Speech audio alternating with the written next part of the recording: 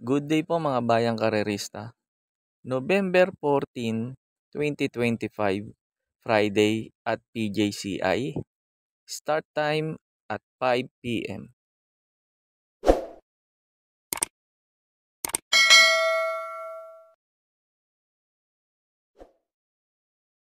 Start na po tayo race number 1. Numero 3, Reverse Merger.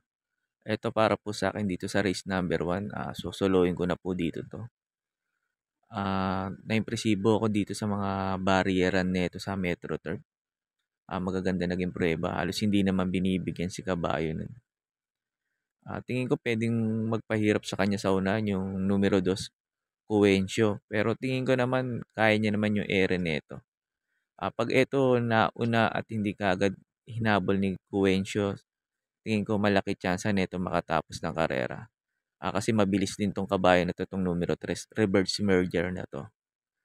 Kung may a-upset dito sa tingin ko yung numero 1, Velvet Haze, kasi nga yun do sa habol sigurado rito. Pero para to sa akin, nalalamangan pa rin ako dito sa numero 3, reverse merger. Pagkatapos nga po pala ng info ko dito, in-upload ko po yung barriera neto ni reverse merger para magkaroon po kayo ng idea kung susuluhin nyo po ba o magpo-protection pa kayo.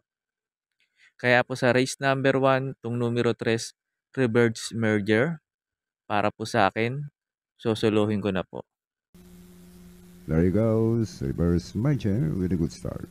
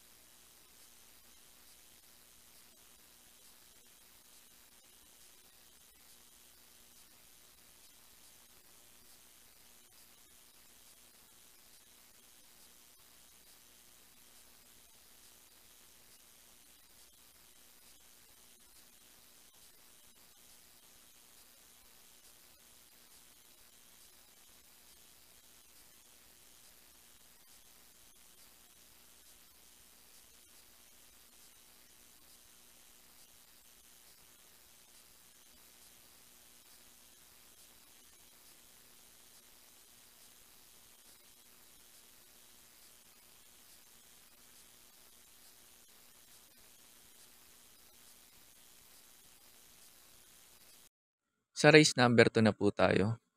Numero 2, Justifiable. So, ito pang-primera ko po dito sa race number 2. Naging impresibo yung barriera neto. Patong no si JB Bakay ngayon, Pati Dilema ngayon. Tingin ko hindi naman ibabiyahe itong kabayo na to. Nagpreba ng 1.28 to sa Metro Turf. Kung Metro Turf nga yung takbo sa Friday, susuluhin ko to, kaso PJCI. Kaya nagalangan pa akong suluhin to. Baka manibago si Kabayo. Pero tingin ko naman laban to. Second choice ko na rin yung kabayo ng PJCI, yung Tuscany Eagle. Nanalo to yung nabato sa Raneto. Nagpreba ng 1.13.2 yata to. Impresibo rin yung takbo. Kaya tingin ko, eto pwede makalaban ni Justifiable. So, etong si Tuscany's Eagle. Pagkatapos nga po pala ng info ko rito, in-upload ko po yung takbo ni Justifiable. So, yung barrier niya para magkaroon po kayo ng idea kung paano tatayan. At si Tuscany's Eagle din, yung nabato sa run nito, in-upload ko rin para magkaroon din po kayo ng idea kung paano sila tatayan. Kaya po sa race number 2, pampremera ko po yung numero 2, Justifiable So. Second choice ko po yung numero 4, Tuscany Eagle. Justifiably so, with a good start.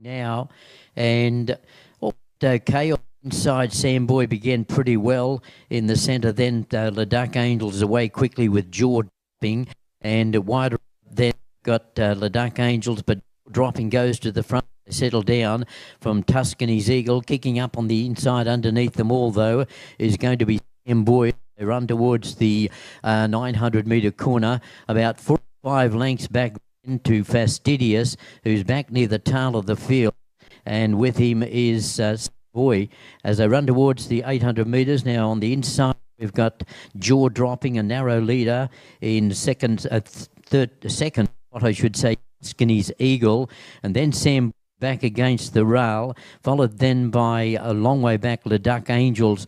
Coming on towards the home turn, Tuscany's Eagle, he's about 3 and 4 deep. Alongside of him is Jaw dropping, and under the stick now, back behind them is Sam Boy. Well clear of the rest as they run to the 250. In the centre, it is kicking back. It's kicking back, dropping, but taking the lead now quickly. Away is going to be Tuscany's Eagle. Tuscany's Eagle down the wire beat Sam Boy. Third, dropping, and then came Ladakh Angels, and at the tail of the field, Fastidious. So Tuscany's Eagle, the late entrant, too good there. Sa race number 3 na po tayo. Dito sa race number 3, may nakikita ako mabibilis na pwede kagad maghabulan. Ito si Lilibel, ito si Senyor Ibarra, may bilis din to pag maganda sinalida. Brown Missile, ito di bandera din to. Si Melania, magaling din to pag nauuna to. Kaya pili ko dito yung Diremate at nakakasabay. At isang di bandera din para sigurado di makaligtas dito sa race number 3 na to. Pag may kursunada kayo ditong dihado, dagdag nyo lang kasi medyo magulo tong race number 3 na to. Kaya nagtatlo ko dito. Pampremera ko dito yung numero 4, Beltuna. Ito si Beltuna, mababa sa laban to. Problema nga lang dito, namamartida sa largahan to. Pag ito maganda sinalida at nakasabay ka agad, tingin ko pwedeng rumimate rito. At malaki rin tsansa netong manalo dito. Itong numero 4, Beltuna. Second choice ko po yung impresibo ngayon, yung mintadong yung kabayo, yung numero 6, Melania. Maganda position niya, last to enter. Tingin ko sasabay ka agad to kay Brown Missile. Yung mga galing din sa panalo to mga impresibo. Tingin ko malaki rin panalo dito to. Itong numero 6, Melania. Third choice ko po yung siguradong babandera dito. Yung numero 5, Brown Missile. Ito si Brown Missile, pag pinabayaan nila sa unahan to, tingin ko malaki chance na ito makatapos ng karera. Itong numero 5, Brown Missile. Kaya po sa race number 3, pampremera ko po numero 4, Beltuna. Second choice ko po yung numero 6, Melania. Third choice ko po yung numero 5, Brown Missile. Sa race number 4 na po tayo. Ito sa mga nagtitipid at kulang sa puhunan, pwedeng suluin to. Itong numero 3, Go Gigo. Tingnan nyo lang kung kung bebenta. Pag ito nalyamado, tingin ko lamang sa laban to. Ito numero 3, Go Gigo dito. Bigyan lang na importansya na may-ari to. Tingin ko malaki talaga panalo dito to. Ito numero 3, Go Gigo. Second choice ko yung numero 5, Advocacy. Tingin ko ito pwedeng rumimate rito. Si Advocacy pag naghabulan sila Go Gigo, Brightman, Jewel of the Nile. Third choice ko po yung numero 7, Jewel of the Nile. Ito maganda position niya. Tingin ko aabangan lang ni Jewel of the Nile si Brightman maubusan. Saka bago kukunin nito yung bandera. Pag ito nauna na kaagad at napabayaan din nila, tingin ko malaki chance na nito manalo dito. Itong numero 7, Jewel of the Nile. Kaya po sa race number 4, pampremera ko po yung numero 3, Go Gigo. Second choice ko po yung numero 5, Advocacy. Third choice ko po yung numero 7, Jewel of the Nile. Sa race 5 na po tayo. Pampremera ko dito yung numero 5, Viva de Oro. Ito si Viva de Oro. Maganda lang isalida nito. Tingin ko makakasabay ka agad kay King Hans to. Tingin ko malaki chance nito manalo dito. Medyo mababa ngayon sa laban to. Itong numero 5, Viva de Oro. Second choice ko na rin yung numero 6 dito, yung King Hans. Maganda position niya, nasa labas. Tingin ko hindi maipit sa largaan, baka iuna na kagad to ni JB Hernandez. Pag eto naman nauna at hindi nila kagad hinabol sa unahan, tingin ko malaki chance na nito makatapos ng karera itong numero 6, King Hans. Kaya po sa race number 5, pampremera ko po numero 5, Viva de Oro. Second choice ko po yung di banderang kabayo, numero 6, King Hans. Sa race number 6 na po tayo. Pampremera ko dito yung numero 6, Ma'am Jen. Pag eto nauna at hindi nila hinabol sa unahan, tingin ko malaki na chance na ito manalo dito. Magaling to pag nauuna to eh. Itong numero 6, Ma'am Jen. Second choice ko po yung numero 2, Brainchild. Ito naman si Brainchild baka makinabang. Sakaling pilit habulin nila si Ma'am Jen sa unahan. Tingin ko ito pwedeng rumimate. Ito numero 2, Brainchild. Third choice ko po yung numero 3, Lucky Fortune. Ito si Lucky Fortune, inaayaw lang to. Bigyan lang na importansya to na may-ari. Tingin ko pwedeng umupset sa kanila dito to numero 3, Lucky Fortune. Kaya po sa race number 6, pampremera ko po numero 6, Ma'am Jen. Second choice ko po yung numero 2, Brainchild. Third choice ko po yung numero 3, Lucky Fortune. Sa last race na po tayo, sa race number 7. Bago nga pala ako magbigay ng info ko dito, makikiusap po ulit po sana ako sa inyo na sana po mag-subscribe po kayo sa YouTube channel ko. At pakitap na rin po yung notification bell para updated kayo tuwing mag-upload ako ng mga infos at videos ko po dito. Arnel Racing Tips, maraming salamat po. Sa race number 7 na po tayo. Pampremera ko dito yung numero 6, Copperfield. Ito pag nauna at hindi hinabol ni Donya Patsy sa unahan, tingin ko malaki chance makatapos ng karera to. Itong numero 6, Copperfield. Maganda tinatakbo nito sa PJC. Nag-protection lang ako yung numero 5, 911. Sakaling pahirapan ni Donya Patsy si Copperfield sa unahan, ito pwedeng rumimate. Itong numero 5, 911. Kaya po sa last race, pampremera ko po numero 6, Copperfield. Second choice ko po numero 5, 911.